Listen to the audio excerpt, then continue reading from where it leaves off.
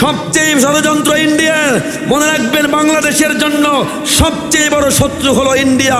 স্বাধীনতার আগের থেকে নিয়ে এখন পর্যন্ত নদীর থেকে নিয়ে শুরু করে, বাঁধ থেকে শুরু করে, পানি থেকে শুরু করে, সীমান্ত থেকে শুরু করে, সীমান্তে হত্যা, হামলা, মামলা, চোরাচালান সব কিছু থেকে শুরু করে আমাদের বাংলাদেশের জন্য সবচেয়ে বড় শত্রু ইন্ডিয়া।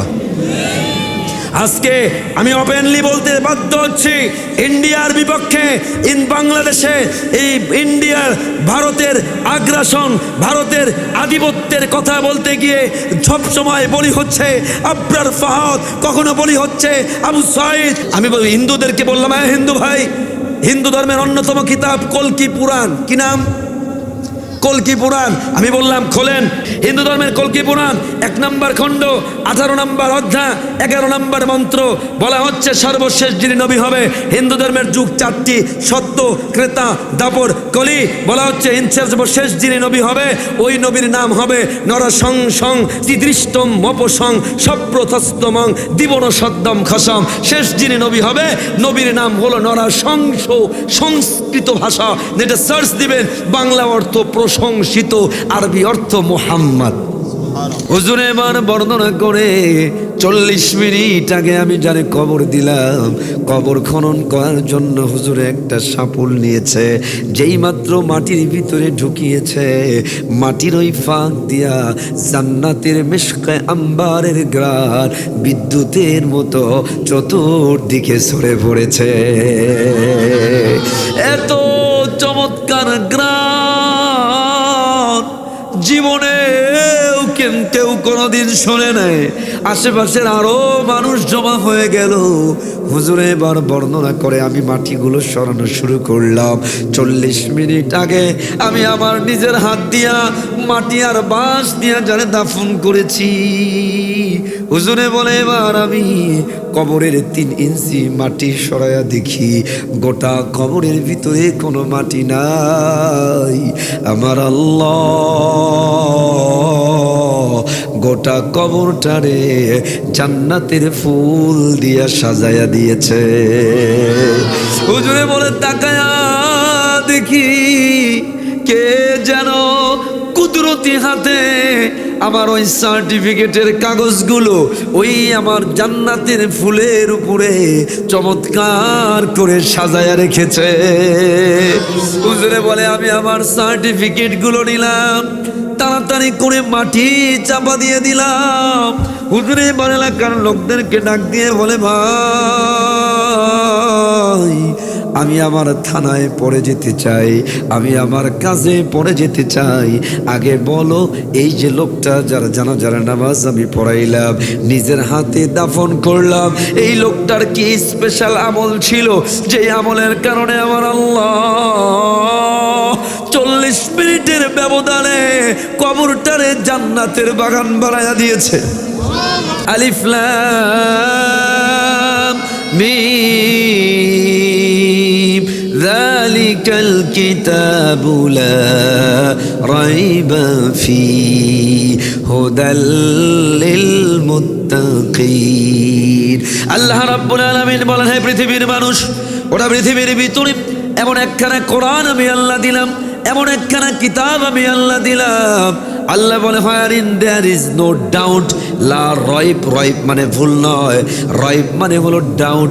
আল্লাহ বলে wherein there is no doubt, আল্লাহ বলে এমন একখানা কোরআন আমি আল্লাহ দিলাম যেই কোরআনের ভিতরে এক জাররা পরিমাণ কোনো ভুলের সন্দেহ নাই।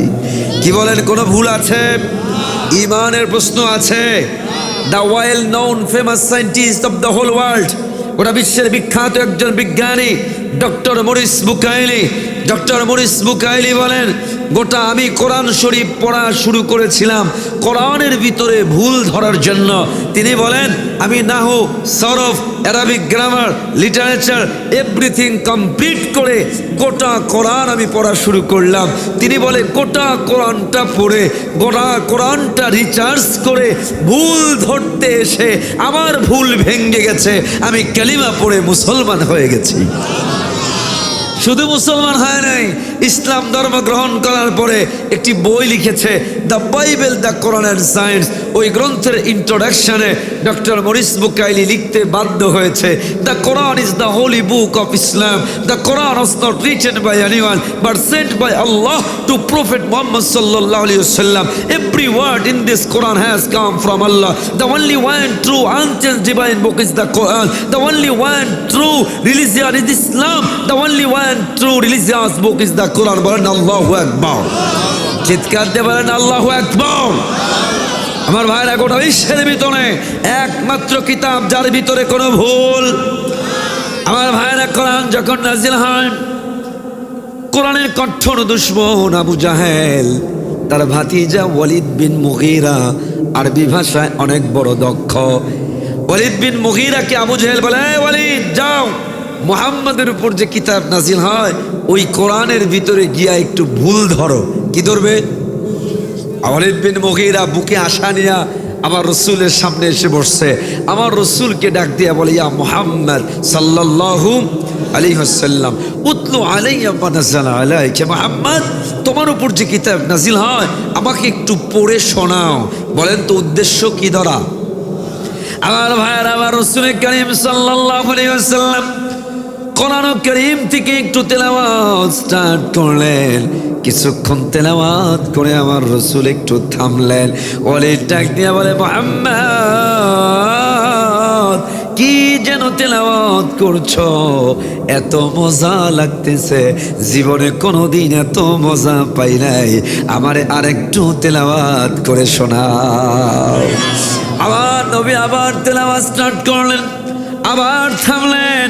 ওয়ালিদ ডাক দিয়া বলে, মুহাম্মদ কি যেন তেলাওয়াত করছো, এত মজা জীবনে কোনো দিন অনুভব করি নাই। মুহাম্মদ, আমি না বলা পর্যন্ত তেলাওয়াত থামায় না, আল্লাহর কোরআন তেলাওয়াত চালায়া যাও। আবু জাহেলের কাছে সংবাদ গেছে, এ আবু জাহেল, তুমি তোমার ভাতিজাকে প্রেরণ করেছো আল্লাহর কোরআনের ভিতরে ভুল ধরার জন্য। যা খবর নাও, তোমার ভাতিজা মুহাম্মাদের জবানে কোরআন শুনে পাগল হয়ে গেছে। আল্লাহু আকবার।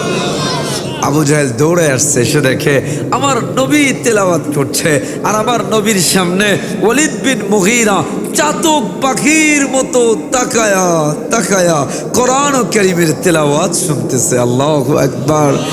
এই আমার ভাইরা, তেলিঘাতির ভাইরা, কাফের বেঈমানদেরকে কোরআন টানে, আর আপনি মুসলমান, আপনার ঈমান আপনার মেলাদ থেকে উঠায়া কোরআনের মঞ্চে আনতে পারে না। আমার তেলিঘাতির যুবকেরা, মুসলমান ভাইয়ারা, যে ঈমান আপনাকে একটা বছর পরে আপনাদের মসজিদের উদ্যোগে মাহফিল হয়, আপনার ঈমান আপনার মেলাদ থেকে ডাইকে আইনা আল্লাহর কোরআনের মাহফিলে বসাইতে পারে না, ঘর থেকে উঠায় এনে আল্লাহর কোরআনের মাহফিলে আনতে পারে না, ওই ঈমান জান্নাতে কেমনে নিবে বলেন? কথা কয় না? যে ঈমান মেলাদ থেকে কোরআনের মজমায় আনতে পারে না। তেলিঘাতির যুবকেরা ভাইয়েরা, আমি যদি দেখাইতে পারতাম আপনাদেরকে, একটা দেড়টা ঘন্টা অযথা ফেসবুক টিপতেছেন, অযথা দাঁড়ায় দাঁড়ায় মেলার ভিতরে মোবাইল টিপতেছেন, ইউটিউবিং করছেন, ফেসবুকিং করছেন, গাড্ডা দিচ্ছেন, এই এক দেড়টা ঘন্টা কসম আল্লাহর, যারা এখানে এই মজমার ভিতরে বসে আর যারা বসে না, এদের ভিতরে ব্যবধান যে কত বেশি, যদি বুঝতো মানুষ, লাঠি দিয়া পিটাইয়া এই মজমা থেকে উঠানো যেত না। আল্লাহ আমার তেলিঘাতির ভাইদেরকে কবুল করেন, বলেন আমিন। জোরে বলেন আমিন। আমার ভাইরা, আবারও বলবো, ওই যে আবু জাহেল সে ওয়ালিদ বিন মুগীরাকে বলে, ওয়ালিদ তনে পাঠাইলাম কোরআনের ভিতরে ভুল ধরার জন্য, তুই দেখি কোরআন শুনতে লেগেছিস, ব্যাপারটা কি? তখন ওয়ালিদ ডাক দিয়ে একটা কথা বলে, চাচা, গোটা মক্কার ভিতরে আরবি ভাষায় আমি সবচেয়ে পারদর্শী। চাচা, আমি ওয়ালিদ আল্লাহর নামের শপথ করে বলি, কাবার রবের শপথ করে বলি, যে মুহাম্মাদের উপর যে কিতাব নাজিল হচ্ছে, আপনারা হাজার ষড়যন্ত্র করে, চক্রান্ত করে, কৌশল করে এ কিতাবের আওয়াজ স্তব্ধ করতে পারবেন না। এ কিতাব পরাজয় হওয়ার জন্য আসে নাই, বিশ্ব মানচিত্রে বিজয় অর্জনের জন্য এসেছে। আল্লাহু আকবার। আমার ভাইয়েরা, 1450 বছর এসেছে, কত নাস্তিক মুরতাদ বিদায় হলো, আবু জাহেল বিদায় হলো, উতবা বিদায় হলো, সাইবা বিদায় হলো। যুগে যুগে নাস্তিকেরা আল্লাহর কোরআনের আওয়াজ স্তব্ধ করতে চেয়েছে, 1450 বছরে আল্লাহর কোরআনের আওয়াজ স্তব্ধ করতে পারে নাই। বরং যারা করতে এসেছে আল্লাহ তাদের নাম ও নিশানা মিটাইয়া দিয়েছে। কথা বলেন না, ঠিক কিনা বলেন? মনে রাখবেন, কোরআন কার? আওয়াজ দিয়ে বলেন, কার? এটার হেফাজতের দায়িত্ব নিয়েছেন কে? আল্লাহ বলে, ইন্না নাহনু নাযালনা যিকরা ওয়া ইন্না লাহু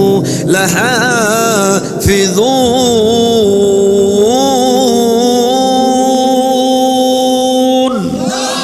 আল্লাহ বলে, কোরআন আমার, কোরআন হেফাজতের দায়িত্ব নিয়েছেন কে? ইন্দোনেশিয়ার জাভা সাগরের পাশে বিশাল বড় মঞ্চ করা হয়েছে। আল্লাহর কোরআনকে ছিঁড়ে মঞ্চের উপরে বিছায়া দেওয়া হয়েছে। উলঙ্গ, অর্ধ উলঙ্গ নারীদেরকে ভাড়া করা হয়েছে। নারীদেরকে ভাড়া করে তাদেরকে বলা হয়েছে, ওঠো, মঞ্চের উপরে ওঠো, আল্লাহর কোরআনকে তারা পাড়ায় অপমানিত করো।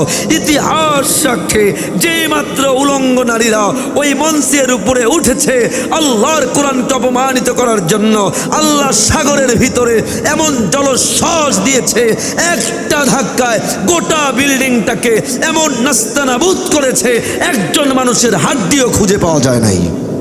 মনে রাখবেন, কোরআন কার? এই তো মাত্র এক বছর আগে সুইডেনে আল্লাহর কোরআনকে পড়ানোর জন্য একজন খ্রিস্টান পাদ্রী পত্রিকায় ঘোষণা দিয়েছিল, আমরা আল্লাহর কোরআনকে পড়ানো হবে, অপমানিত করা হবে। বিশাল ওই দিন যখন আসলো, হাজার হাজার মানুষ জড়ো হয়েছে, আল্লাহর কোরআনকে পড়ানো হবে। হাজার হাজার মানুষের ভিতরে খ্রিস্টান পাদ্রী আগুন জ্বালিয়েছে, আল্লাহর কোরআনকে হাতে নিয়ে আগুনে পোড়ায়া দিবে। ওই মুহূর্তে ওই ভিড়ের ভিতর থেকে 20 বছরের একজন তরুণ ওই ময়দান থেকে উঠে ওই শাড়ি থেকে বের হয়ে কোরআনটাকে পাদ্রীর হাত থেকে ছিনে নিয়ে বলেছিল, এ খ্রিস্টান পাদ্রী, যতদিন পর্যন্ত মুসলমানদের বডির ভিতরে এক বিন্দু রক্ত থাকবে ততদিন পর্যন্ত আল্লাহর কোরআন নিয়ে চিরিমিরি খেলতে দেওয়া হবে না।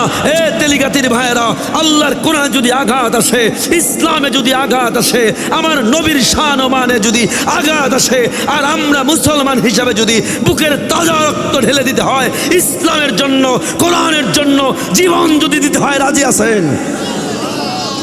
দুটো হাত উঁচু করে বলেন না আল্লাহ, জোরে বলেন না আল্লাহ।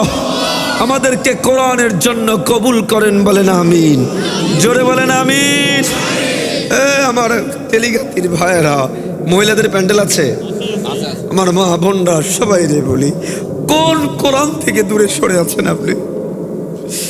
Do you know, এই যে কোরআনের মাহফিল হয়, আপনাদেরকে খুঁজে পাওয়া যায় না। মেলার ভিতরে সময় কাটান, বিছানায় সময় কাটান। আমি আপনাদেরকে একটু দেখাই কোন কোরআন থেকে দূরে সরে আছেন জানেন? এ ভাই আমারে বলেন তো, আপনারা একটা বছরে কয়টা মাস? আচ্ছা বলেন তো, 12 মাসের মধ্যে শ্রেষ্ঠ মাস কোনটা? কেন?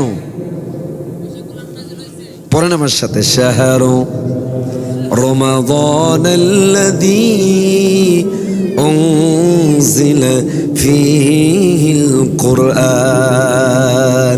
আল্লাহ রাব্বুল আলামিন বর্ণনা করেন রমজান মাস শ্রেষ্ঠ মাস, এই জন্য কারণ হলো রমজানের ভিতরে আমি নাজিল করেছি কি। আচ্ছা বলেন তো, একটা বছরে রাত কয়টা? 365। কয়টি রাত? 365 রাতের ভিতরে বলুন তো সর্বশ্রেষ্ঠ রাত কোনটা? লাইলাতুল কদর। কেন? পড়েন আমার সাথে, ইন্না, মা বোনরাও পড়েন, ইন্না আনজালনাহু ফি লাইলাতিল কদর ওয়া মা আদরাকা মা লাইলাতুল কদর লাইলাতুল কদরি খায়রুম মিন আলফি শাহর। আল্লাহ রাব্বুল আলামিন বলেন, কদরের রাতে আমি কোরআন নাজিল করলাম। এ ভাই, কোরআন নাজিল করার কারণে একটা রাতের দাম আল্লাহ কত বাড়ায়া দিয়েছেন। আল্লাহ তাআলা বলেন এক রাতের দাম 1000 মাস সমান প্রায় 83 বছরের থেকেও আমি আল্লাহ দামি বানিয়ে দিয়েছি। এ ভাইরা, পৃথিবীর বহু দেশে আল্লাহ আমাকে নিয়েছেন। আমি ডক্টরেট করেছি মালয়েশিয়াতে, মিজানুর রহমান আজহারি ভাই আর আমি কাছাকাছি সময় ডক্টরেট করা। আমি মালয়েশিয়াতে এমফিল করেছি। মালয়েশিয়াতে এমনও চেয়ারে গিয়ে বসছি, এক একটা চেয়ারের দাম 10 লাখ টাকার বেশি। আমার খুলনাই তো, আপনারা মূলত খুলনার মধ্যেই তো, খুলনাই সহজ হবে আমার জন্য। খুলনার ভাইয়েরা, আমার খুলনার বোনেরা, আমার আপনি বলেন তো, যত আপনার বাড়িতেও লক্ষ টাকা দামের কোনো সোফা আলমারি যদি থাকে, চেয়ার যদি থাকে, ওই সোফায় ওই আলমারিতে ইচ্ছায় অনিচ্ছায় আমাদের পা দিয়ে অনেক সময় লাথি লাগে না, লাগে না? আচ্ছা বলুন তো, যত দামি সোফাই হোক, ইচ্ছায় অনিচ্ছায় যখন লাথি লাগে, কখনো কি আপনার মনে হয়, আপনার হৃদয়ে এই টেন্ডেন্সি উদয় হয়, আরে এত দামি সোফায় লাথি মারলাম, একটু চুমু খাই, মনে হয়? কিন্তু কোরআন শরীফটাকে যেই কাঠের উপরে রাখেন, আপনাদের এলাকায় কাঠটারে কি বলেন? রেহাল, তাই তো? রেহাল একটাবার ভেবেছেন? দেখবেন সবচেয়ে কম দামি কাঠ, ফেলে দেওয়া কাঠ, টুকরো টুকরো কাঠ, ওটার কোনো ভ্যালু নাই, ডিজাইন নাই, নকশা নাই, বার্নিশ নাই, কালারও নাই, কোনো মতো করে একটু জোড়া তালি দিয়া আল্লাহর কোরআনের রেহাল বানানো হয়েছে, আল্লাহর কোরআন রাখার জন্য বানানো হয়েছে। এই জন্য ওই কাঠের দাম এত এত বেড়ে যায়, লাথি তো দূরের কথা, হাত থেকে যদি পড়ে যায়, যেই কোনো মুসলমান উঠায়া চোখে মুখে চুমু খায়। কথা বলেন ঠিক কিনা? আচ্ছা, আপনারা যে কাপড় দিয়ে কোরআনটা ঢাকেন, ও কাপড়টারে কি বলে? জুজদান অথবা কাবার, তাই তো? জুজদান বা গেলাফ। আমার ভাইয়ারা, দেখবেন অনেক সময় আমরা কত দামি দামি কার্পেট, রেড কার্পেটে হাঁটি, কত দামি দামি কাপড় আমাদের পা দিয়ে লাথি লাগে, কখনো মনে হয় না একটু উঠিয়ে চুমো খায়। কিন্তু দেখবেন আমার মা বোনেরা অনেক সময় একটা সাদা কাপড়ের টুকরা আর একটা অন্য কালারের কাপড়ের টুকরা দর্জির দোকানে পড়েছিল, ওই কাপড়টাকে এনে কোনো মতো হাতে একটু জোড়া তালি দিয়া আল্লাহর কোরআনের জুজদান বানানোর কারণে, আল্লাহর কোরআনের গিলাফ বানানোর কারণে ওই কাপড়ের দাম এত এত এত বেড়ে যায়, লাথি তো দূরের কথা, হাত থেকে যদি পড়ে যায়, যেই কোনো মুসলমান উঠায়া চোখে মুখে চুমু খায়। কথা বলেন ঠিক কিনা? আমার খুলনার যুবকেরা, তরুণেরা, আমি যুবকদেরকে নিয়ে, তোমাদেরকে নিয়ে স্পেশালি বলতে চাই, তোমরাই নাই, বেশিরভাগ নাই, তোমরা যাচ্ছ দূরে দাঁড়া, আসো না। যুবক ভাইরা, তোমাদেরই তো আগামীর বাংলাদেশ। তোমরা যদি কোরআন ওয়ালা হও, আগামীর দেশ ঠিক হয়ে যাবে। তোমরা যদি কোরআন বোঝো, তাহলে আগামীর দুর্নীতি বন্ধ হবে, চাঁদাবাজি বন্ধ হবে, রাজধানী বন্ধ হবে, বাংলাদেশ সোনার বাংলায় পরিণত হবে। কথা কয় না ঠিক কিনা বলো? আমার ভাইয়ারা, কোরআন থেকে দূরে থাকেন। বোনেরা আমারে বলেন, কাঠ যদি কোরআনের সাথে লাগলে এত দামি হয়, কাপড় যদি লাগলে এত দামি হয়, আমি আপনি তো মানুষ, আশরাফুল মাখলুকাত। আপনারা যারা কোরআনের মজমা এখানে বসে আছেন আর যারা নাই, এদের মধ্যে কখনো তারা এক হতে পারে না। আরে কাঠ যদি লাগে এত দামি হয়, কোরআনের মজমায় যারা বসে, কোরআন যারা ভালোবাসে, কোরআন যারা মানে, আল্লাহর নবী বলেন তাদের দাম আল্লাহ আকাশের নিচে জমিনের উপরে ফেরেশতাদের থেকেও আল্লাহ দামি বানায়া দেয়। কত দামি বানায়! আমি শুধু একটা ছোট্ট ঘটনা আপনাদেরকে শোনাই। মালয়েশিয়ার কুয়ালালামপুরে একটা ইজতেমা হয়, মাওলানা জুলফিকার আলী নকশবন্দি রহমতুল্লাহ আলাইহি, যার হাতে লক্ষ লক্ষ মুসলমান অমুসলমান কালিমা পড়ে মুসলমান হয়েছেন। তিনি আমাদেরকে একটা বাস্তব ঘটনা শোনাচ্ছেন। কোরআনের সাথে একটু কানেকশন থাকলে, কোরআনের সাথে একটু টাচ আপ থাকলে, কোরআনের সাথে একটু ভালোবাসা হলে কি দাম আল্লাহ বাড়ায়। ইন্ডিয়ার একটা ঘটনা আমাদেরকে শোনাচ্ছিলেন। ইন্ডিয়ার একটি গ্রাম, অত্যন্ত হিন্দু অধ্যুষিত এলাকা, মানে একটাই মুসলিম এলাকা, আশেপাশের সব গ্রাম হিন্দু। এরকম একটা গ্রামে মাদ্রাসা নাই, একটা মাত্র মসজিদ। ওই মসজিদের যিনি ইমামের বাড়ি এলাকায় না, অন্য স্টেটই, আপনারা যারা জানেন ইন্ডিয়ায় গিয়েছেন, এক স্টেট থেকে আর এক স্টেটে যেতে 3 দিন 4 দিন 5 দিন 6 দিন 7 দিন লাগে। তো ইমামের বাড়ি অন্য স্টেটে। হায় হায়, গোটা এলাকার ভিতরে কোনো আলেম নাই, ইমাম নাই, হাফেজ নাই। একজন ইমাম সাহেব ছুটিতে বাড়িতে গেছে, তারপরের দিন ওই এলাকায় একজন মানুষ মারা গেছে। মানুষ তো মারা গেছে, কিন্তু জানাজার নামাজ কি পড়াবে? আমার ভাইয়েরা, সারাটা দিন লাশটা পড়া, সারাটা রাত লাশটা পড়া, পুরোটা দিন রাত চলে গেল। পরের দিন এলাকার লোকজন মিলে সিদ্ধান্ত নেয় কি করা যায়, কি করা যায়। এইভাবে যদি লাশটা পড়ে থাকে দুর্গন্ধ বের হয়ে যাবে, লাশটা ফুলে যাবে। এলাকার লোকজন মিলে সিদ্ধান্ত নেয় যে চলো চলো মাইয়িতকে গোসল করায়, কাফনের কাপড় দিয়ে পেঁচায়, জানাজার খাটনিয়ায় উঠায়। এখান থেকে মনে করেন ঢাকা হাইওয়ে, এলাকার লোকজন মিলে চিন্তা করে চলো চলো, এখান থেকে কয়েক কিলোমিটার দূর বিশ্ব রোড, বিশ্ব রোডের বাসায় পাশে গিয়ে দাঁড়ায়। হতে পারে বিশ্ব রোড দিয়ে কোনো আলেম যাবে, আমরা তার জানাজার নামাজ পড়ানোর জন্য বলবো। এলাকার লোকজন পরের দিন সকালবেলায় মাইয়িতকে গোসল করায়, কাফনের কাপড় পরায়া, জানাজার খাটনিয়ায় উঠায়া আস্তে আস্তে করে চলেছে বিশ্ব রোডের দিকে। বিশ্ব রোডের পাশে গিয়ে দাঁড়িয়েছে।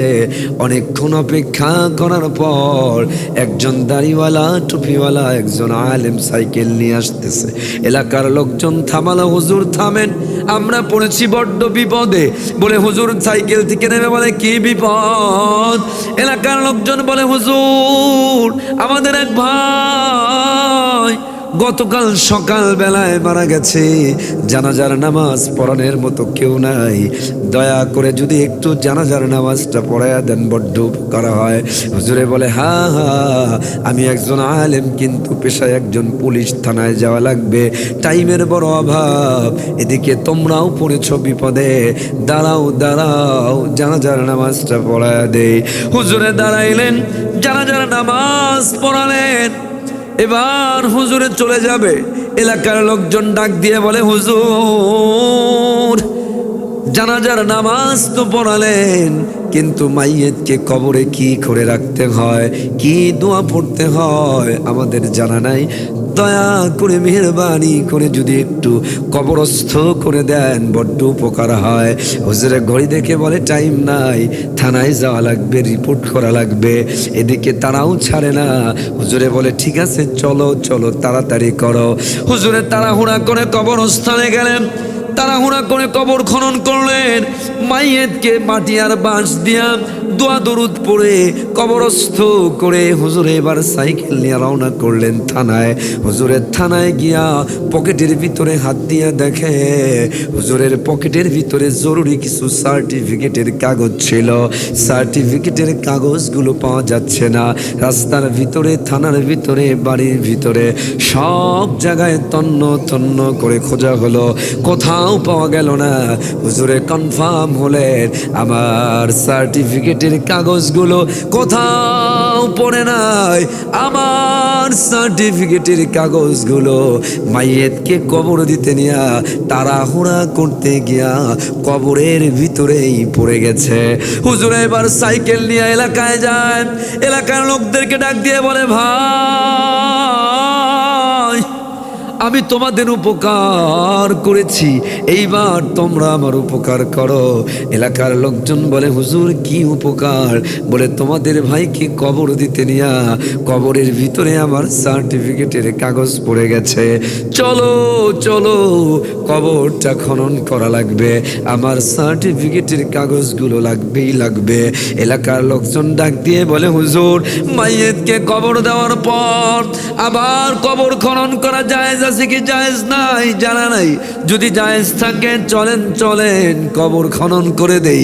এলাকার হুজুরে ডাক দিয়ে ঘড়ি দেখে বলে মাত্র 40 মিনিট আগে কবর দেওয়া হয়েছে, এখনো লাশটা ফলে নাই, ফাটে নাই, বিশেষ প্রয়োজনে আবার কবর খনন করা যায়। এলাকার লোকজন এবার হাজার হাজার মানুষ হুজুরের পিছনে রওনা করেছে কবরস্থানের দিকে। তারা কারণ তারা জীবনেও কোনোদিন মাইয়িতকে কবর দেওয়ার পর আবার কবর খনন করা দেখে নাই।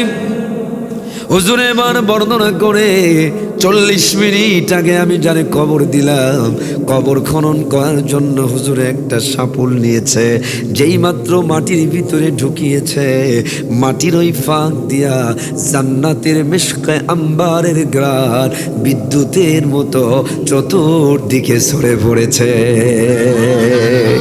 এত চমৎকার গ্রান জীবনেও কেউ কোনোদিন শোনে নাই। আশেপাশের আরো মানুষ জমা হয়ে গেল। হুজুর এবার বর্ণনা করে আমি মাটিগুলো সরানো শুরু করলাম।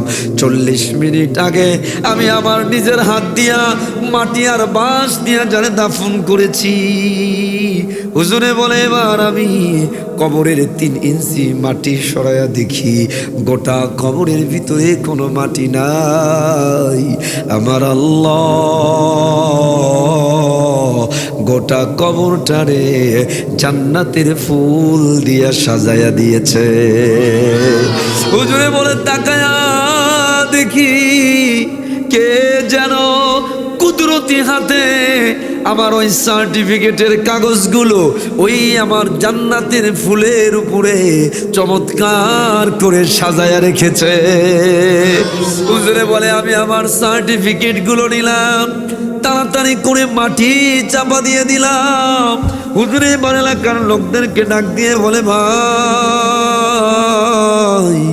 আমি আমার থানায় পড়ে যেতে চাই, আমি আমার কাজে পড়ে যেতে চাই। আগে বলো এই যে লোকটা যারা জানাজার নামাজ আমি পড়াইলাম, নিজের হাতে দাফন করলাম, এই লোকটার কি স্পেশাল আমল ছিল যে আমলের কারণে আমার আল্লাহ 40 মিনিটের ব্যবধানে কবরটারে জান্নাতের বাগান বানায়া দিয়েছে। এ খুলনার ভাই, পর্দার আড়ালের বোনেরা, আল্লাহর নবী সাল্লাল্লাহু আলাইহি ওয়াসাল্লাম বর্ণনা করেন আল কবরু রাউযাতুম মির রিয়াদিল জান্নাহ আও হুফরাতুম মিন হুফারিন নার। মানুষ মারা যাওয়ার পর কবরটা জান্নাতের বাগান অথবা জাহান্নামের গর্ত, তৃতীয় কোনো অপশন নাই। হুজুরে বলে আমিও তো মারা যাব, জানতে চাই লোকটার কি আমল ছিল আমারে বলো না।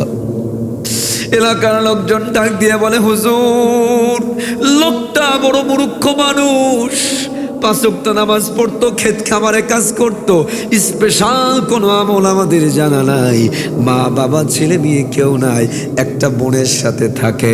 হুজুরে বলে নিয়ে যাও, বোনের সাথে কথা বলতে চাই। পর্দার আড়াল থেকে বোনটারে হুজুরে ডাক দিয়ে বলে বোন কি আমল ছিল তোমার ভাইয়ের যে আমলের কারণে আমার আল্লাহ 40 মিনিটের ব্যবধানে কবরটারে জান্নাতের বাগান বানায়া দিয়েছে? হুজুরে বলে, বোনে ডাক দিয়ে বলে হুজুর তেমন কোনো আমল তো আমিও দেখি নাই, তবে হ্যাঁ একটা আমল সারা জীবন দেখেছি। বলে কি আমল? বলে আমার ভাইকে দেখতাম প্রত্যেক দিন মাগরিবের নামাজের পর কি যেন একখানা কিতাব নিয়ে বসতো। আমার ভাই পড়তে জানতো না, অক্ষর জ্ঞান ছিল না, অক্ষরও চিনত না, কিন্তু কিতাবটারে নিয়া সিনার সাথে লাগাইতো, আবার খুলে খুলে শাহাদাত আঙ্গুলি দিয়া চোখের পানিগুলো ছেড়ে ছেড়ে আল্লাহরে ডাক দিয়ে বলতো, আয় মেরে মাওলা, आए मेरे बारी, जो कुछ तूने कहा सब कुछ सच है। আমার ভাইকে দেখতাম চোখের পানিগুলো ছেড়ে ছেড়ে আল্লাহরে বলতো, আল্লাহ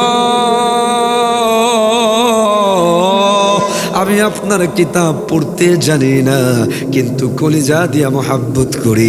ওগো আল্লাহ, আমি যখন মারা যাব আপনার কিতাবের ভালোবাসার উসিলায় আমার কবরটারে জান্নাতের বাগান বানায়া দিয়ে। হুজুরে বলে, বোন কিতাবটা আনো একটু দেখি কোন কিতাব। হুজুরের হাতে কিতাব দেয়, হুজুরের কিতাবটা হাতে নিয়ে দেখেন, না না না না, দুনিয়ার সাধারণ কোনো কিতাব না। ওই মূর্খ লোকটা প্রত্যেক দিন আল্লাহর কোরআন কোরআনটারের বুকে নিয়ে নিয়ে ভালোবাসতো, কোরআনের প্রতি ভালোবাসার বহির প্রকাশ করত। হুজুরে বলে হ্যাঁ, কোরআনের ভালোবাসার উসিলায় আল্লাহ তার সব গুনাহ মাফ করে কবরটারে জান্নাতের বাগান বানায়া দিয়েছে। এ আমার খুলনার ভাইয়েরা, পর্দার আড়ালের বোনেরা, আজকে 2-3টা পয়েন্ট বলবো। 1 নাম্বার পয়েন্ট প্রথমে আগে আপনাদেরকে শোনাই। এ দুনিয়া স্বার্থের দুনিয়া, স্বার্থের আঘাত লাগলে কেউ কারো না, কথা কয় না? সবচেয়ে কাছের বন্ধু যদি টের পায় স্বার্থ ফোন দেন টাকার জন্য, তাহলে আপনার ফোন নাম্বার ব্ল্যাক লিস্টে দিয়ে দেয়, কথা কয় না? আপন বউ যদি স্বার্থের আঘাত লাগে অন্যর হাত ধরে ভেগে যাইতে সময় লাগে না, কথা কয় না? ঠিক কিনা? এ খুলনার ভাই, পর্দার আড়ালের বোন, সবাই রে বলি, এই তো মাত্র 2-3 সপ্তাহ আগে ভূমিকম্প হলো। আপনাদের এলাকায় হয়েছে কিনা জানি না, টের পাইছেন কিনা? আমি যে বিল্ডিংয়ে থাকি 10 তলা বিল্ডিং, যেই মাত্র ভূমিকম্প শুরু হয়েছে রাতে মাহফিল করে ঘুমিয়েছি ফজরের পরে এসে, যেই মাত্র ভূমিকম্প হয় পুরো বিল্ডিং এর ভিতরে কান্না চিৎকার, যে যার যার মতো বের হয়ে যায়।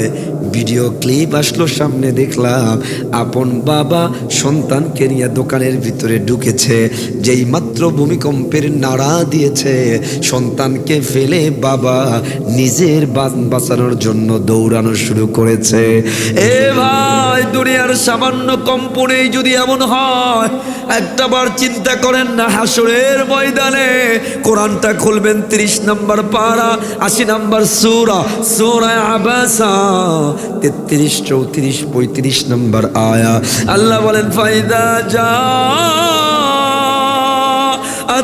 সাখা,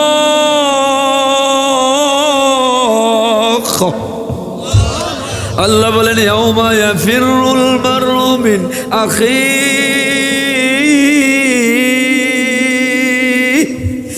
আল্লাহ বলে কাল হাসরের ময়দানে বাবা সন্তানের পরিচয় দিবে না, সন্তান বাবার পরিচয় দিবে না, স্বামী স্ত্রীর পরিচয় দিবে না, স্ত্রী স্বামীর পরিচয় দিবে না। ওই হাসরের ময়দানে ভাই কেউ কারো কাজে আসবে না, নেতা দলের না, নেতা তার কর্মীর না, কর্মী তার নেতার না। ওই সময় একমাত্র উপকারে আসবে আল্লাহর কোরআন। আল্লাহর নবী বলে আপনারা যারা এই যে কোরআনের ভালোবাসায় বসে আছেন, কোরআন যারা পড়েন, কোরআন যারা মানেন, আল্লাহর নবী বলে আলকাল হাসরের ময়দানে সায়াজিউল কোরআন, কোরআন আপনার পাশে এসে দাঁড়াবে। কোরআন বলবে আল্লাহ অমুক মাহফিলের ময়দানে গভীর রাত্রি পর্যন্ত ঠান্ডা উপেক্ষা করে বান্দারা বসেছিল, কোরআনের ভালোবাসায় ফজরের নামাজে যায় নামাজে হাজির হয়ে গেছে। আয় আল্লাহ কোরআন পড়েছে, কোরআন মেনেছে। আল্লাহ কোরআন আল্লাহরে বলবে আল্লাহ আজকে আমি কোরআন এই বান্দারে জান্নাতে না নিয়ে যাব না, কোরআন সুপারিশ করে করে আপনার জান্নাতে নিয়ে যাবে। এই জন্য প্রথম ওয়াদা ভাই শুধু বয়ান শুনে নয়, দিল থেকে ওয়াদা নেন। যারা কোরআন পড়তে পারেন না কোরআন পড়া শিখবেন, কোরআন বোঝা যারা পারেন বোঝা শিখবেন, কোরআন অনুযায়ী জীবন পরিচালনা করবেন। ওয়াদা ইনশাআল্লাহ, বলেন না ইনশাআল্লাহ? দুটো হাত তুলে বলেন না আল্লাহ, আরো জোরে বলেন না আল্লাহ। আমাদেরকে কোরআন শেখার, বোঝার, মানার তৌফিক দেন, বলেন আমিন। জোরে বলেন আমিন। হ্যাঁ যুবক ভাইরা, তরুণ ভাইরা, খুলনার ভাইরা, বোনেরা, কোরআন মানবেন না তো কি মানবেন?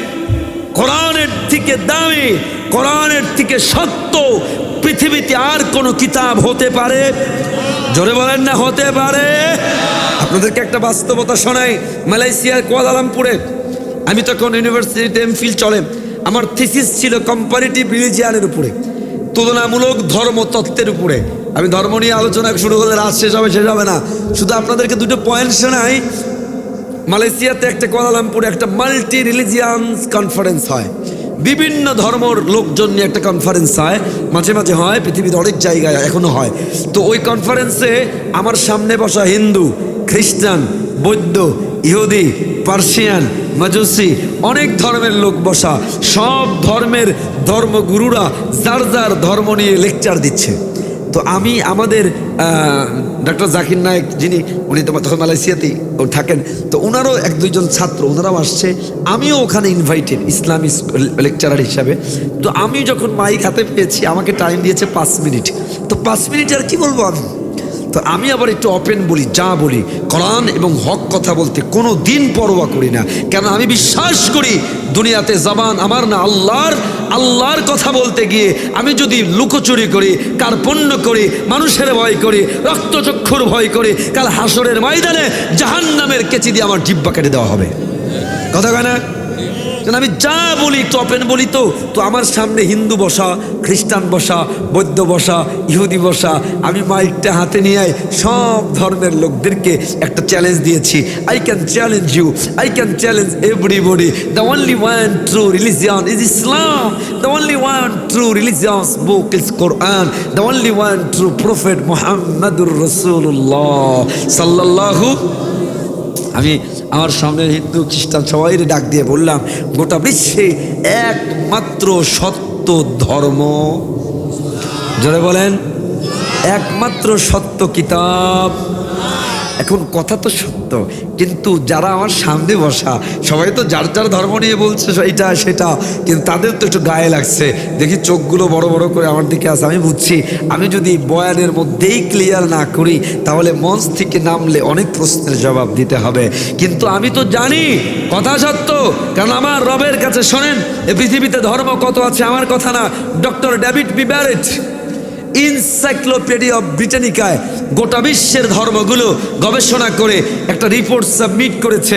তিনি দেখিয়েছেন এ পৃথিবীতে প্রায় ধর্ম আছে মোর দ্যান 43,000 রিলিজিয়ান, প্রায় 43,000-এর বেশি ধর্ম আছে। কত হাজার বলেন দেখি, কত হাজার? আচ্ছা আপনারা বলেন তো, 43,000 ধর্মের ভিতরে আমার রবের কাছে, মালিকের কাছে, আল্লাহর কাছে একমাত্র অ্যাকসেপ্টেবল, চয়েসফুল, গ্রান্টেড, গ্রহণযোগ্য ধর্ম একমাত্র কয়টা? আওয়াজ দিয়ে বলেন দেখি কয়টা?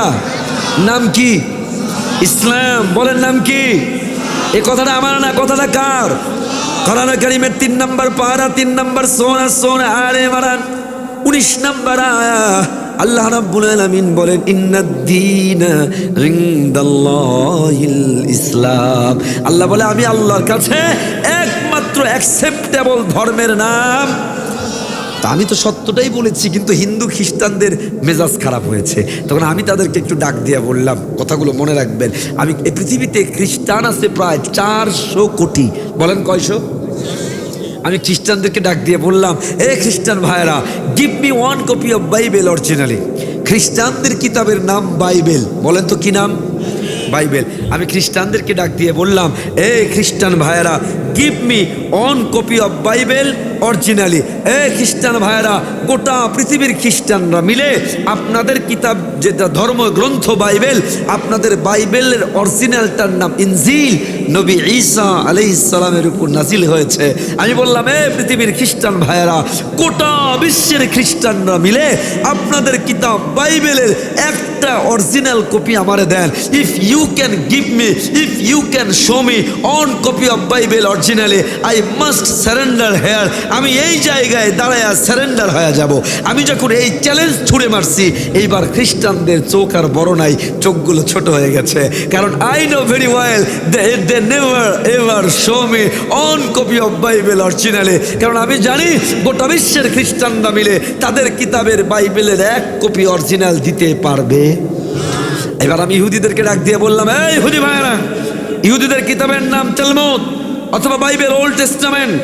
আমি তাদেরকে ডাক দিয়ে বললাম, give me 1 copy of Talmud originally. If you can give me, if you can show me 1 copy of Talmud originally, I must surrender here. এক ইহুদি ভাইয়েরা, গোটা বিশ্বের ইহুদিরা মিলে আপনাদের কিতাবের একটা কপি যদি অরিজিনাল আমাদের দিতে পারেন, আমি এই জায়গায় সারেন্ডার হয়ে যাব। কসম আল্লাহর, একজন ইহুদি আর মাথা উঁচা করে নাই। এবার আমি তাদেরকে ডাক দিয়ে বললাম, come to me, how much copies of the Quran do you want in the whole world? Go east to west, north to south.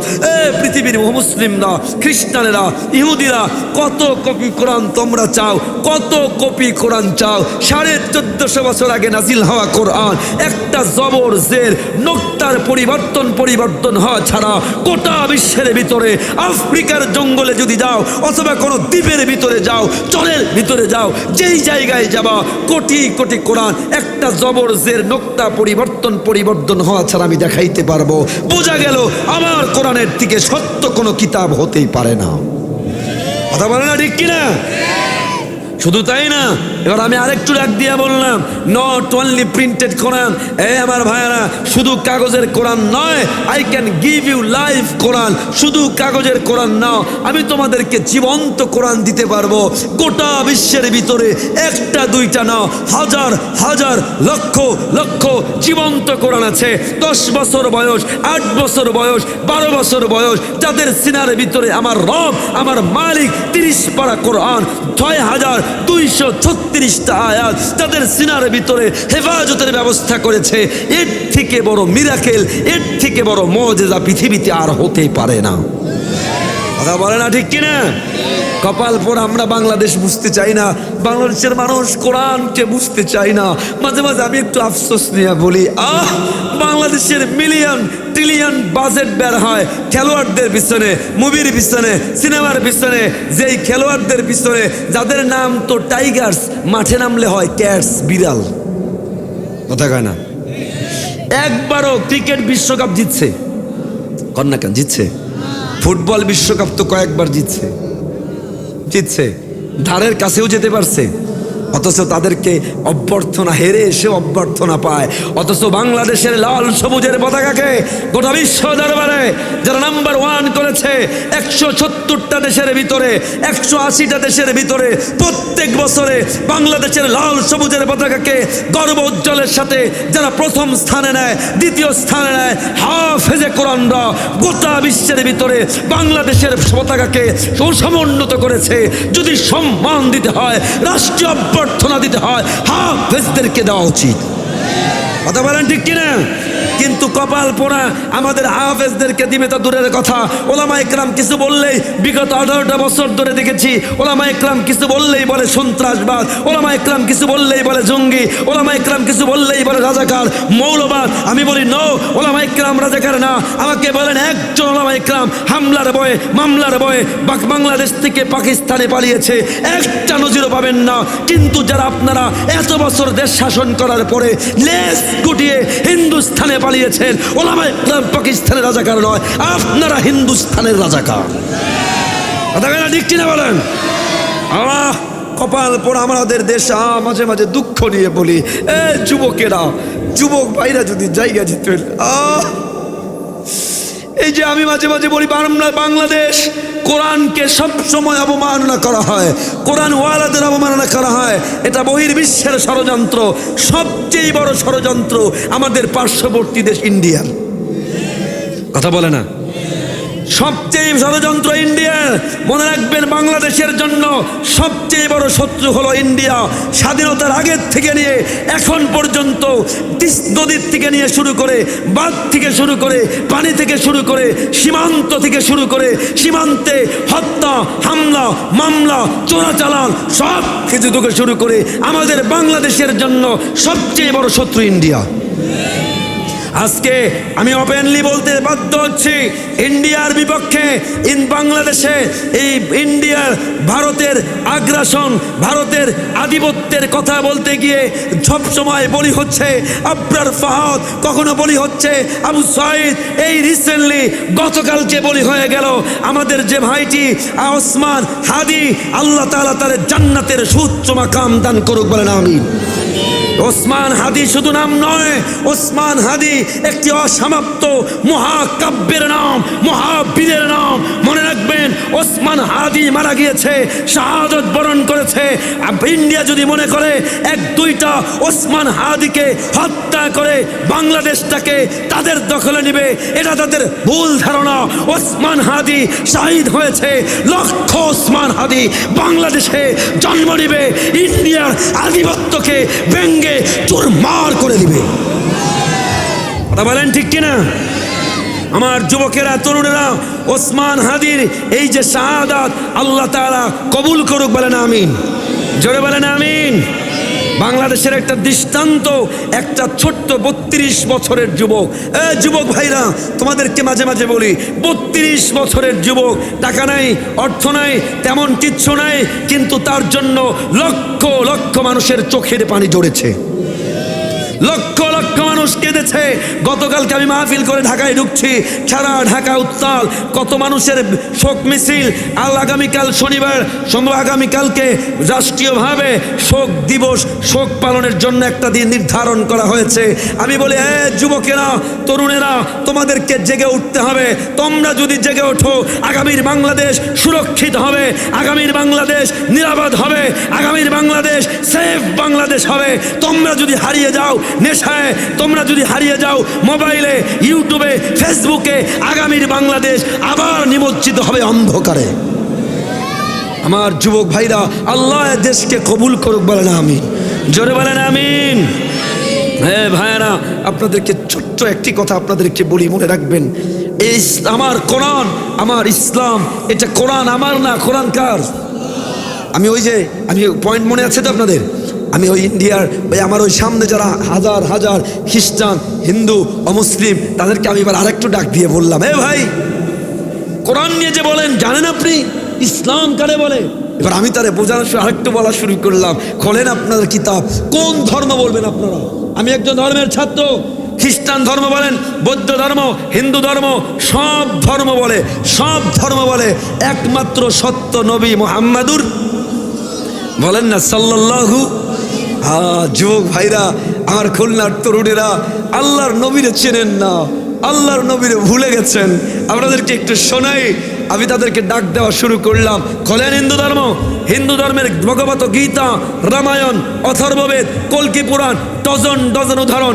একং ব্রহ্ম দ্বিতীয়ং নাস্তি নাস্তি কিঞ্চন, অল্লং জ্যেষ্ঠং শ্রেষ্ঠং পরমং ব্রহ্মণং, অল্ল রসুল মুহাম্মাদং রকং বরস্য ইসমিন্নম তিদ্রে আচার্য সমন্বিত। চিৎকার দিয়ে বলেন আল্লাহু আকবার। আমি খ্রিস্টানদেরকে ডাক দিলাম, খ্রিস্টান ভাইরা, খোলেন আপনাদের কিতাব। আমি হিন্দুদেরকে বললাম, হিন্দু ভাই, হিন্দু ধর্মের অন্যতম কিতাব কল্কি পুরাণ। কি নাম? কল্কি পুরাণ। আমি বললাম খোলেন, এই যে রেকর্ড হচ্ছে, আমার পেজে পেয়ে যাবেন, দেখবেন ইংলিশ একটা পেজ আছে, মুফতি রফিকুল ইসলাম সিরাজি, 5 লাখের মতো প্রায় একটা দেখবেন ফলোয়ার। ওই পেজেই ভিডিও আপলোড হবে, আমি নাম্বার দিয়ে দিয়ে বলছি আপনাদেরকে। হিন্দু ধর্মের কল্কি পুরাণ 1 নম্বর খণ্ড, 18 নম্বর অধ্যায়, 11 নম্বর মন্ত্র বলা হচ্ছে, সর্বশেষ যিনি নবী হবে। হিন্দু ধর্মের যুগ 4টি, সত্য, ক্রেতা, দাপর, কলি। বলা হচ্ছে সর্বশেষ যিনি নবী হবে, ওই নবীর নাম হবে নরসং সং তিদৃষ্টম মপসং সপ্রথস্তমং দিবন সদ্দম খসম। শেষ যিনি নবী হবে, নবীর নাম হলো নরসংস। সংস্কৃত ভাষা, নেটে সার্চ দিবেন, বাংলা অর্থ প্রশংসিত, আরবি অর্থ মুহাম্মদ। সুবহানাল্লাহ বলতে মনে চায় না? খুলে দেখবেন কল্কি পুরাণ 1 নম্বর খণ্ড, 18 নম্বর অধ্যায়, 4 নম্বর মন্ত্র। সর্বশেষ যিনি নবী হবে, নবীর পিতার নাম হবে বিষ্ণুজ শশ গর্ব মাধত্তে বৈষ্ণবম। বিষ্ণুজ শশ, বাংলা অর্থ মনিবের দাস। বলা হচ্ছে শেষ যিনি নবী হবে, নবীর পিতার নাম হবে বিষ্ণুজ শশ। সংস্কৃত ভাষা, বাংলা অর্থ মনিবের দাস, আরবি অর্থ আব্দুল্লাহ। মায়ের নাম কি হবে? কল্কি পুরাণ 1 নম্বর খণ্ড, 4 নম্বর 18 নম্বর অধ্যায়, 4 নম্বর মন্ত্রের শেষে সর্বশেষ যিনি নবী হবে, নবীর মায়ের নাম হবে সুমতা মাতারি বিভো। সুমতি, বাংলা অর্থ নিরাপদ, আরবি অর্থ আমেনা। সুবহানাল্লাহ। জন্ম তারিখ কত তাও লেখা। কল্কি পুরাণ 1 নম্বর খণ্ড, 18 নম্বর অধ্যায়, 15 নম্বর মন্ত্র। সর্বশেষ যিনি নবী হবে, নবীর জন্ম তারিখ হবে দ্বাদশং শুল্ক পক্ষ স মাধবে মাসি মাধব। মাধবে মাসি মাধব। মাধব মানে বসন্ত, বসন্তের মাস, আর শুল্ক মানে প্রথম। বসন্তের আরবি রবি, প্রথম হলো আউয়াল, রবিউল আউয়াল। দ্বাদশ মানে 12, রবিউল আউয়ালের 12 তারিখে ওই নবীর হবে জন্ম। ডজন ডজন উদাহরণ। আমি ধর্ম নিয়ে আজকে যাব না, আমি কোরআন নিয়ে আপনাদেরকে বিজ্ঞানে যাব। আরও কিছু কথাই শোনাইতে চাই। আমি এবার বৌদ্ধ ভাইদেরকে শুধু উদাহরণ দিচ্ছি আপনাদেরকে। বৌদ্ধ ভাইদেরকে ডাক দিয়ে বলবো, বৌদ্ধ ভাই, খোলেন আপনার কিতাব, বৌদ্ধ ধর্মের ফাউন্ডার গৌতম বুদ্ধ। বৌদ্ধ ধর্মের কিতাবের নাম গসপেলা বুদ্ধা, 1 নম্বর খণ্ড 2 নম্বর অধ্যায় 10 নম্বর পৃষ্ঠায় গৌতম বুদ্ধ বলছে, I am not first Buddha who came on the earth, not shall I be the last. In one time another Buddha will arise in the world, he will proclaim a religious life holy perfect and true. Gautam Buddha বলে, আমার পর একজন সত্য নবী আসবে, ওই নবীর নাম হবে আহমদ, তার ধর্মই একমাত্র সত্য ধর্ম। সুবহানাল্লাহ, সুবহানাল্লাহ বলতে মনে চায় না? এ ভাইরা, এ যুবক ভাইরা, কোন কোরআন ইসলাম থেকে দূরে সরে আছেন? হাত তোলেন তো। যুবক আছেন কয়জন? যাদের বয়স 40 পর্যন্ত সবাই যুবক। আমিও আপনাদের দলে, আমিও আপনাদের দলে। হাত তোলেন, উঁচা করে ধরেন। এ যুবক ভাইরা, উঁচা করে ধরেন না, হাতটা উঁচু করে ধরে বলেন নারায়ে তাকবীর। এ যুবক ভাই, আপনাদের কণ্ঠ এটা মরা হলে হবে না। যারা দাঁড়িয়ে আছেন তারা সহ সবাই মিলে, যুবকরা মিলে জোরে নারায়ে তাকবীর। এতগুলো মানুষ একেবারে দিগ্বিজয় কণ্ঠে নারায়ে তাকবীর। আল কোরআনের আলো, আল হাদিসের আলো, সবাই মিলে একসাথে নারায়ে তাকবীর। আমার খুলনার যুবকেরা, do you know who are you? ইসলাম থেকে আজকে আপনারা দূরে, আজকে আপনারা কোরআন থেকে দূরে। আমি আমার যুবকদেরকে বলি, do you know your capacity? Do you know your capability? Do you know what Allah gave you? খুলনার যুবকেরা, তেলিঘাতির যুবকেরা, আপনি কি আপনার ক্যাপাসিটি জানেন? কি দিয়েছে আল্লাহ আপনারে? আপনি যদি আপনারে চিনতেন তাহলে কোরআন বাদ দিয়ে মেলায় থাকতেন না। আপনি যদি আপনারে চিনতেন সারা দিন ফেসবুক, টিকটক, রিলস আর ইমো, ভাইবার, হোয়াটসঅ্যাপ নিয়ে পড়ে থাকতেন না। যুবকদেরকে বলি, শোনেন ভালো করে। আমেরিকার নাসায় একটা কম্পিউটার আছে, ওই কম্পিউটারের ওজন 12.5 টন। বলেন দেখি কত টন? ছোট হবে? বিশাল বড়। শোনেন, ওই 12.5 টন ওজনের কম্পিউটারের ক্যাপাসিটি কত? বিজ্ঞানীরা বলছে প্রতি সেকেন্ডে 500 ইনফরমেশন একসাথে দিতে পারে, নিতে পারে। কয়শো? বলেন। এটা সার্চ দিবেন যুবক ভাইরা। আপনাদের ব্রেইন, আল্লাহ আপনাদেরকে একটা কম্পিউটার দিয়েছে। বিজ্ঞানীরা বলছে এর ওজন 1 কেজিও না, কিন্তু এই কম্পিউটারের ক্যাপাসিটি কত? বিজ্ঞানীরা বলে প্রতি সেকেন্ডে 5 লক্ষ ইনফরমেশন আমার রব একসাথে নেওয়ার এবং দেওয়ার ক্ষমতা আল্লাহ দিয়েছেন। মানে যুবক ভাইরা, তেলিঘাতের যুবকেরা, তরুণেরা, হাজার হাজার সুপার কম্পিউটারের থেকে আল্লাহ আপনাদেরকে পাওয়ারফুল কম্পিউটার দিয়েছে। এই কম্পিউটার দিয়ে কি করছেন? মাঝে মাঝে আমি একটু আক্ষেপ নিয়ে বলি, আমার যুবকেরা, আপনারা সারাদিন আপনার এত কষ্টে উপার্জিত কিংবা বাবার টাকা দিয়ে কেনা 50-60 হাজার টাকা দামের ফোন, নিজের এমবি, নিজের ওয়াইফাই, নিজের সময় ব্যয় করে অন্য বেটা বেটির নাচ দেখেন, অন্য বেটা বেটির ছবি দেখেন, তাদেরটা দেখে তাদেরটা নিয়ে পড়ে থেকে আপনার টাকা, আপনার মোবাইল ব্যয় করে তাদের তো ভিউ বাড়ে, তাদের তো ইনকাম হয়, আপনার কি লাভ? আপনার সময়, আপনার টাকা, আপনার দুনিয়া, আপনার আখেরাত নষ্ট করে অন্যের ঝুলি ভরছেন, নিজের ঝুলি খালি করছেন। এর থেকে বোকা আর কি হতে পারে বলেন না? কি হতে পারে? যুবক ভাই, আপনি জাস্ট আপনাকে একটা থিওরি দিব, একটা, মানেন, একটা থিওরি দিব শুধু আপনাকে, স্পেশালি যুবকদেরকে, সবাইকে। একটা জিনিসকে কাজে লাগান। What do you want in your life? How much do you want in your life? যুবক ভাইরা, কি চান? কত চান? আল্লাহর কোরআন মানেন, আল্লাহর সাথে কানেকশন তৈরি করে একটা জিনিসকে কাজে লাগাবেন। ইন্দোনেশিয়ায় আমি একটা প্রোগ্রাম করছিলাম, আমার সামনে যারা বসা বেশিরভাগ ইথিওপিয়ার মানুষ। ইথিওপিয়া চেনেন কিনা জানি না, আফ্রিকার একটা দেশ। ইথিওপিয়া আফ্রিকার একটা দেশ। এত কালো তারা, দাঁত ছাড়া কিছু দেখা যায় না। আমি মাঝে মাঝে বলি, আমার খুলনার ভাইয়েরা, আল্লাহ আমাদেরকে দয়া করে মায়া করে বানিয়েছেন। সুবহানাল্লাহ। দেশটাকেও আল্লাহ বড় মায়া করে দয়া করে বানিয়েছেন। না অতি ঠান্ডা, না অতি গরম, কি চমৎকার আবহাওয়া, কি চমৎকার লোকেশন। যুবকেরা আপনাদের চেহারাও, চায়নায় যান, চায়নায় গেলে চেহারা পার্থক্যই করতে পারবেন না, সব একই মনে হয়। আফ্রিকায় গেলে দাঁত ছাড়া কিচ্ছু দেখা যায় না। বাংলাদেশের মানুষকে আল্লাহ বড্ড দয়া করে বানিয়েছে। আমার সামনে যারা বসা ইথিওপিয়ার মানুষ, ওই যুবক, কয়েকজন যুবক, ওই যুবকদেরকে দেখে, আপনাদেরকে দেখে আমার একজন যুবকের কথা বড্ড মনে পড়ে যাচ্ছিল। আপনাদেরকে তো আল্লাহ কত সুন্দর করে বানিয়েছে। আপনাদের হাতে আল্লাহ আজকে ফোন দিয়েছে, কম্পিউটার দিয়েছে, ফেসবুক দিয়েছে, গুগল দিয়েছে। এটাকে মিস ইউজ করার জন্য নয়, টিকটক আর রিল নিয়ে পড়ে থাকার জন্য নয়। টিকটক আর রিল নিয়ে পড়ে থাকবেন, ওই টিকটকার হয়েই মরতে হবে, সফলতার চোখ দেখা সম্ভব হবে না। কথা বলে না, ঠিক কিনা?